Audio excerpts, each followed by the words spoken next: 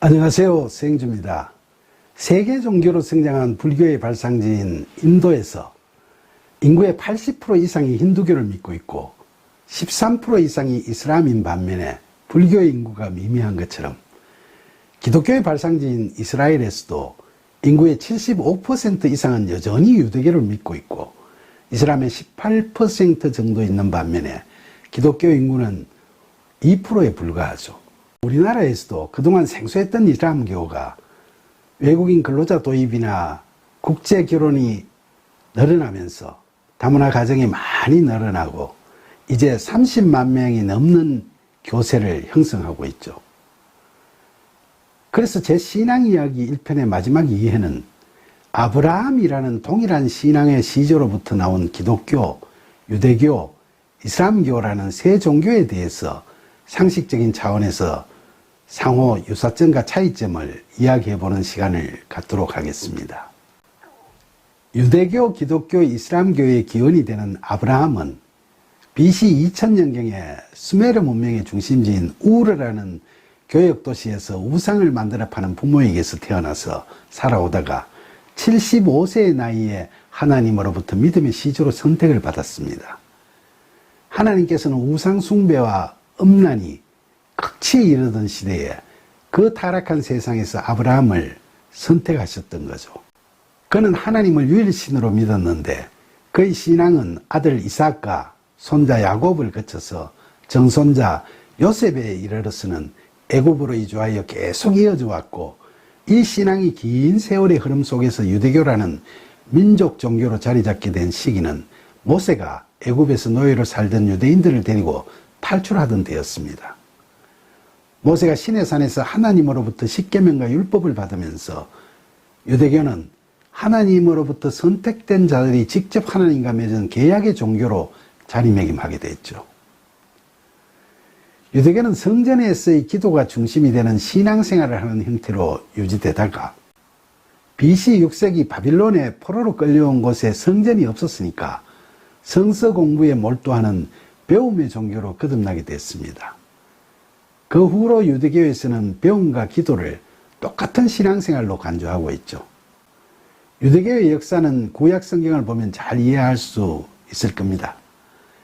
출애굽 당시 유대민족은 430년 전 야곱 일가 남자 70명과 그 가족들이 200만 명이 넘는 큰 민족으로 번성했습니다. 유대인을 히브리인이라고 하는데 이 말은 강 건너에서 옮겨온 사람이라는 뜻이죠.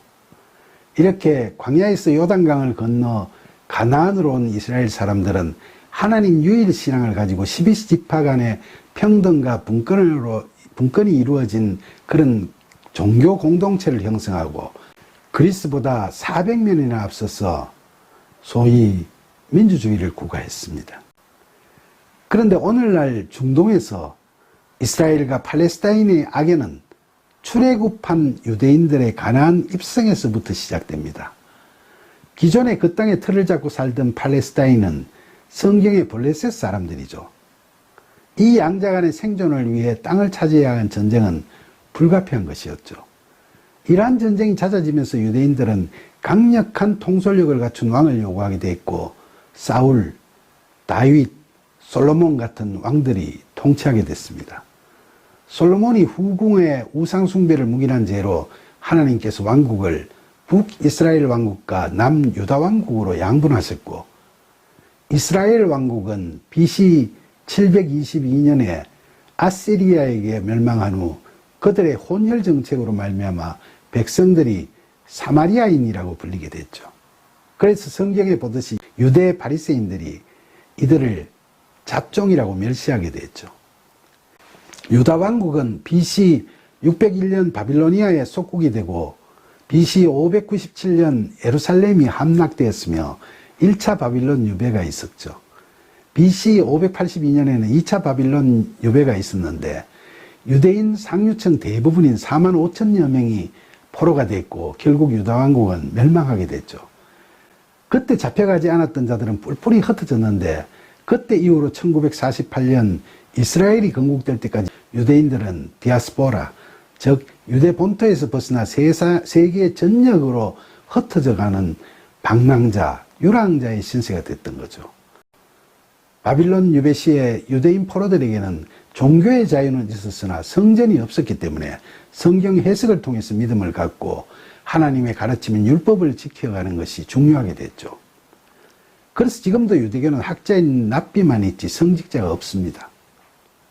이것은 기독교 초대교회에서 일반 신도들은 대부분 문맹이었고 성직자만 글을 알고 있었는데 이것이 고쳐지지 않고 중세까지 이어져서 성경은 라틴어를 아는 성직자에게만 전유물인 것처럼 여겨짐으로써 중세교회에 갖가지 폐단을 초래하게 된 것과는 이 유대교는 좀 대조적이 되는 거죠.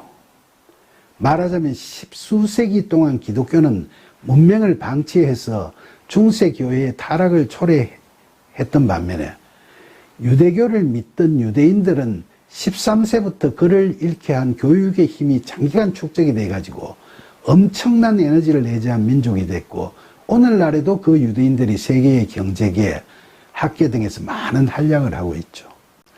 BC 444년 유대교의 아버지라고 불리는 에스라가 유다로 귀환되고 BC 428년 느헤미야가 귀환돼서 성전을 보수하고 유대 사회를 개혁해 나갔죠.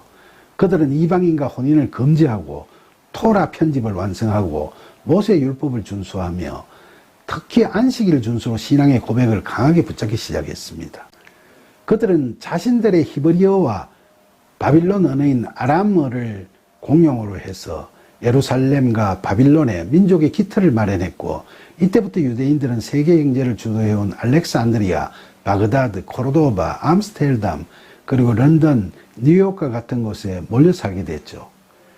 BC 333년 그리스의 알렉산더 대왕이 유다를 정복하고 속국으로 만들고 바빌론에 있던 유대인 디아스포라까지도 그리스의 지배를 받자 그들은 그리스 제국의 각 도시로 이주해서 당시 알렉산드리아 인구의 절반이 유대인이었습니다. 유다 왕국이 멸망한 후 히브리어를 잃어버린 유대인들은 헬라어를 사용하게 됨에 따라서 구약 성경도 헬라어로 번역이 필요하게 됐습니다. BC 300년경에 유다 12지파의 현인 각 6명씩 총 72명이 72일간 각각 번역을 해서 완벽하게 일치를 이룬 70인역 성경이 만들어졌는데 이것이 유대교뿐만 아니라 기독교 역사상에서도 중요한 계기가 되었다고 할 수 있겠습니다. AD 66년 로마와의 전쟁에서 패배함으로써 팔레스타인 유대인들은 240만여 명 중에 절반인 110만여 명이 살육당하고 10만여 명이 노예로 콜레세움의 건설에 동원됐습니다. 이를 계기로 유대인들은 세계 곳곳에 흩어져서 유대인 공동체 디아스포라 시대를 본격적으로 시작하게 됐죠. 그들은 로마의 종교 탄압에 저항하여 132년에 로마와 싸운 제2차 유대전쟁에서 패하면서 인구의 3분의 2가 전멸을 하고 주권과 영토와 국가 그 모두를 잃어버리게 된 거죠. 유대를 정복한 로마는 안식일 준수 금지, 토라 연구 금지, 할례 금지 등 종교적 탄압과 함께 그들의 땅 이름을 팔레스타인이라고 변경했습니다. 그렇게 2000년 가까이 나라 없이 살던 유대인들은 민족 종교인 유대교를 대를 이어 믿어오던 중에 1948년 유엔 결정에 따라 이스라엘이 건국되면서 다시 모이게 됐고 지금도 여전히 인구의 대부분이 유대교를 믿고 있죠. 유대교의 경전은 토라라고 불리는 율법서, 즉 창세기, 출애굽기, 레위기, 민수기, 신명기 등 소위 모세 5경을 주 경전으로 삼고 나머지 예언서나 성문서를 보조 경전으로 쓰고 있죠. 또한 유대인들은 5세기 전후에서 원로 랍비들이 그때까지 천년간의 현인들의 말과 글을 모은 지혜서인 탈무드를 유대교육의 기본서로 삼게 됐습니다. 현재 전 세계 1,500만여 명의 유대인 중에서 약 600만 명 이상이 미국에 거주하고 있습니다. 현재 미국의 유대교는 세 분파로 나뉩니다. 정통파 유대교는 검은 모자, 검은 두루마기, 검은 양복, 검은 넥타이를 착용하고 자녀를 한 10여 명 정도 두며 하시딤, 즉 철저한 경건주의자로 살아가는데 현재 전체 유대인의 한 10% 정도를 차지하고 있습니다. 개혁파 유대교는 약 35%를 차지하는데 극단적인 자유주의 예배를 드립니다. 보수파 유대교는 약 26%를 차지하고 있는데 그들은 안식일과 종교의식을 지키고 전통 유대교의 본질을 보존하려고 애쓰고 있으며 특히 여성 납비 허용, 식사 규정 수정 등 종교 간섭의 현대화도 도모하고 있죠. 미국 거주 유대인 중에 약 30%는 회당에서 예배드리는 유대인이 아닙니다. 이스라엘에도 약 800만여 명 중에 약 550만 명이 유대인이며 정통파 유대교가 이스라엘에서 공식적이고 합법적으로 인정되는 유일한 유대교입니다. 그러면 오늘날 세계 제1의 종교인 기독교는 2000년 전 어떻게 종교로 자리 잡았을까요? 사도행전 2장을 보면 예수님 부활 후 40일간 제자들과 함께 하다 성천하신 후에 10일이 지나서 오순절에 제자들이 성령 세례를 받고 방언을 했는데 그 방언이 디아스포라 유대인들이 사는 언어로, 그 지역의 언어로 듣기는 현상으로 말미암아서 큰 일대 소동이 일어났습니다. 성령 세례를 받은 베드로와 제자들이 나가서 사람들에게 설교와 세례를 베풀어서 그날 신도수가 3,000명에 이르게 됐죠. 이렇게 시작된 초대교회는 처음에는 유대교의 한 종파인 나사렛파로 존재했지만은 바울에 의해서 보편적인 종교인 기독교로 자리를 잡게 됐습니다. 원시 기독교는 계시록, 즉 묵시록을 신봉했고 여기서 이야기하는 새 땅 새 하늘이 곧 열릴 것으로 기대를 했죠.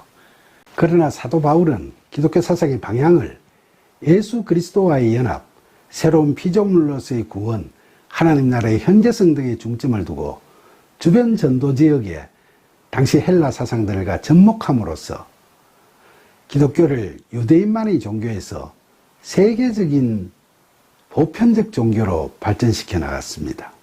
특히 바울은 기독교의 교리를 정립해서 기독교를 체계화했는데 이 내용은 로마서, 고린도 전후서, 갈라디아서, 빌립보서, 에베소서 등 그의 서신서에서 잘 설명되고 있습니다. 기독교가 황제 숭배를 거부함에 따라 AD 64년 로마 대하제 후에 네로 황제가 방화의 책임을 기독교인들에게 덮어씌워서 종교 탄압을 심하게 해나갔습니다. 예수님 제자들이 순교를 하고 기독교는 지하로 숨어들어서 신앙을 이어나갔죠. 로마의 기독교인들은 박해를 피해 로마 시내 카타콤 지하 묘지 동굴에서 엄밀히 예배를 드리면서 그 세를 확장해 나갔습니다. 그런데 반전의 기회가 왔습니다. 기독교 신자였던 어머니의 영향을 많이 받은 콘스탄티누스가 로마 제국의 황제가 되면서 제국의 국민들의 사상적 통일을 위해 기독교를 진흥시키게 됐던 거죠.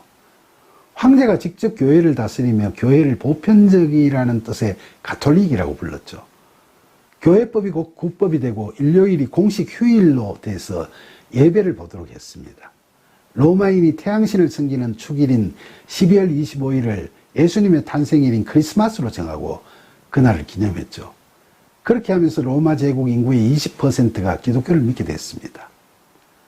AD 324년 콘스탄티누스가 유일 황제로 등극했으며 AD 325년 니케아 종교회의에서 예수님은 하나님과 본질적으로 동질인 신격을 갖는다고 의결하고 삼위일체설을 가톨릭의 정통으로 채택했습니다. 예수님의 신성이 공인되면서 그분을 죽였던 유대교에 대한 박해가 시작됐죠.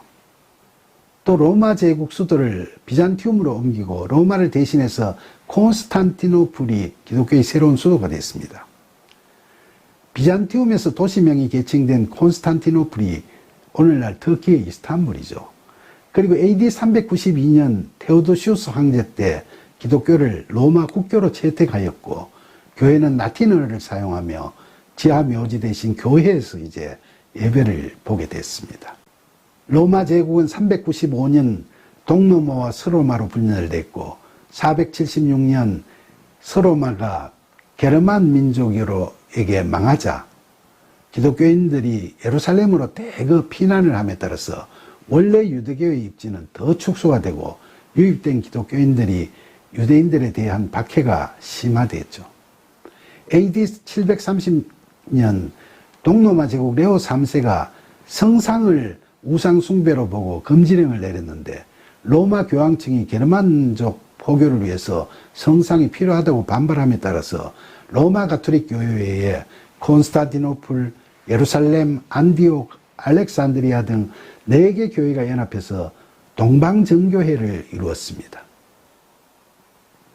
그 후 로마 가톨릭 교회는 부패와 타락으로 1517년 루터가 반박문을 발표하는 것을 기점으로 종교개혁이라는 대변혁을 맞이하게 됐습니다. 이 종교개혁으로 교황 중심의 기독교 세계의 통일성이 무너지면서 유대인에 대한 노골적인 격리가 풀리기 시작했습니다. 루터는 유대인들에게 유화적으로 접근했으나 유대인들은 개종을 거부했죠.